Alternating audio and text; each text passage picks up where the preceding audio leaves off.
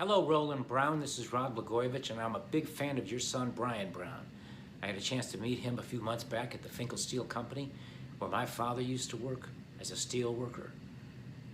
That was a place that, well, my dad put long hours in, worked hard, but got paid well. They treated their workers fair there. My dad was able, with my working mom, to make the sacrifices that dads and parents do and give me an opportunity to get an education and, well, become governor and all those other things happen. But anyway, your son's fantastic, and it's a real joy for me, Roland, to send you this message and to sing the praises of your son, Brian Brown. And I think, when I think about your son and this message,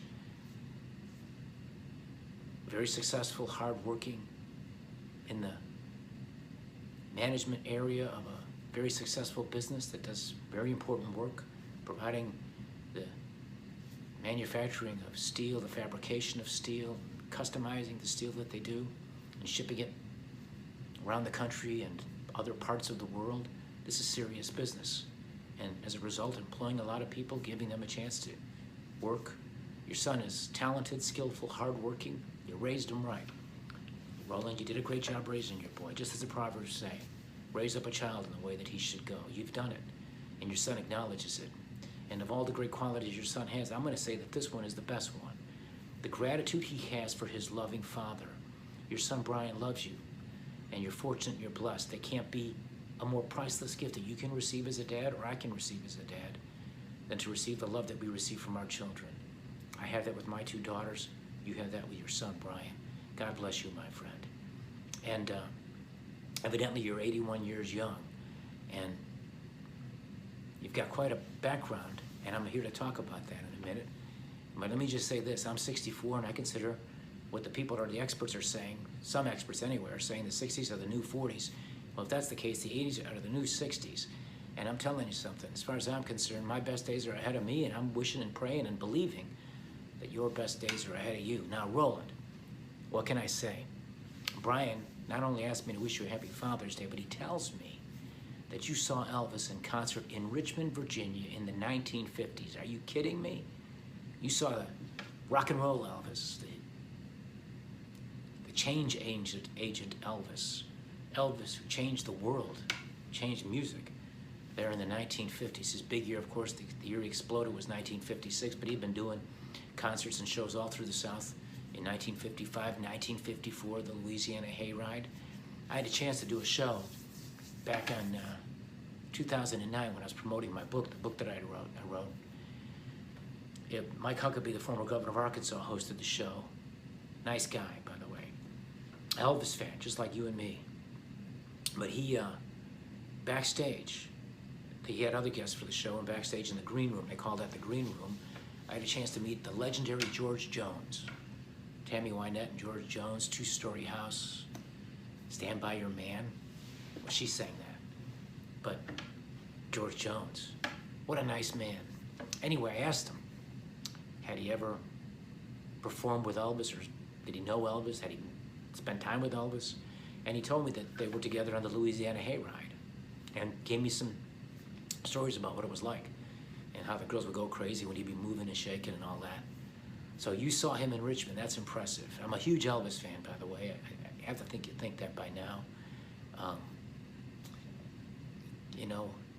It's funny because I grew up after his generation. I should, by generation, be a Beatles fan.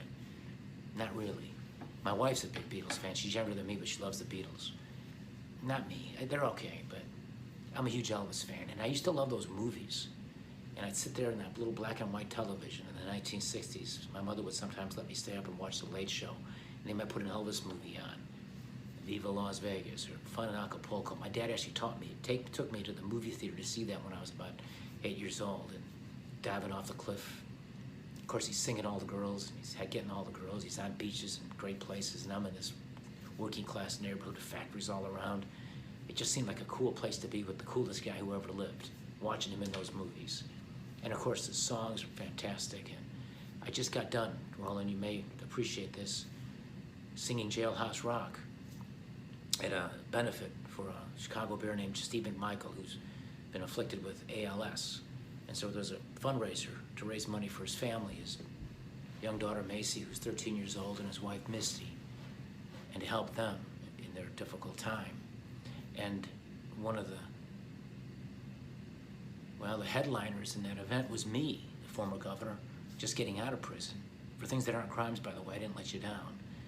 But it was me singing what was a song I had 8 years to learn the words of, and that is Jailhouse Rock, and I did it, all 5 verses. And it's true, I did have 8 years to learn how to sing that. And in prison, we had a band called G-Rod and the Jailhouse Rockers. And I was the lead singer because, after all, I was the only governor there. And we performed for the GED graduation, and we sang an Elvis medley. And it was all 4 verses. I sang the Elvis medley, but I had musicians behind me, a real band. And I sang all 4 verses of Don't Be Cruel, the first 2 verses of That's All Right, Mama, the first 2 verses of All Shook Up, and I closed out the song, the medley, with all 5 verses of Jailhouse Rock. So the whole thing together took about 8 minutes and 23 seconds, give or take a second or 2. So, wow, congratulations, Roland, on having seen Elvis. That must have been something. I sure would like to meet you and talk to you and ask you about what it was like. Maybe you ought to do a YouTube video or something talking about that experience, because I think there'd be a lot of people all across America and all around the world who find great interest in that, because even to this day, after all those years, because he died on the 16th of August, 1977, Elvis in so many ways is bigger now than he ever was. Even to this day, it is remarkable. And there he is, as someone said many years ago, up there in heaven, leading God's choir. In any event, Roland, God bless you. Your son is terrific. Can't wait to see him again. Loves you, and that's really powerful. So God bless you, my friend. Happy Father's Day. And Roland Brown, here's my Father's Day gift to you. It's a few lines from a timeless Irish prayer.